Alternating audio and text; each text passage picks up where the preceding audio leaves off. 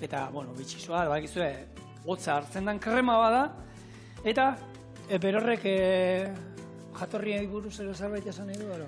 Jatorria, ez dakigu zein da. Bitxiko salsa, bitxi zoaz. Bitxin asmatu zen, hori bai. Bitxin asmatu zen?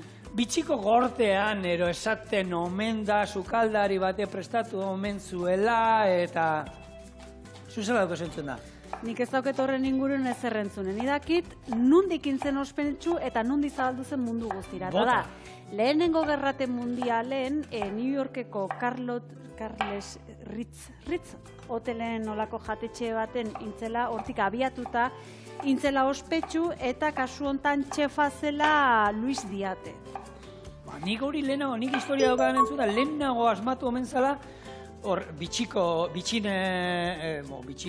bitxinango sukaldari bat egon zan kortean ero, eta arek asmatu zula. Eta teoria batzuk esaten dute, sukaldari hori euskalduna zela. Zegatik. A ber, pentsatu. Ze osagai ditugu hemen. Zuk hau eta hau kendu ezkero, ze prestatuko genuke hemen?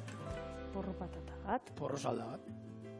Baina, sukaldari honek bere betxean, bere baserrian prestatzen zen, porro salda findu nahi izan zuen, eta Frantzian ze biltzen di asko, esnekiak, ez? Esne gaina batez ere. Eta zein zion, porro salda bat birrindu zuen, eta gero hartu eta esne gaina bota zion, eta hotza zerbitzatu zuen. Beraz, historia berridatziz, Euskaldun batek sortutako errezetak New Yorkeko Ritz jatetxetik munduratu zen. Bueno, a ber, pinganillotik esaten diguten. Gu jarraitzeko lan, nahi dugun esaten. Vale.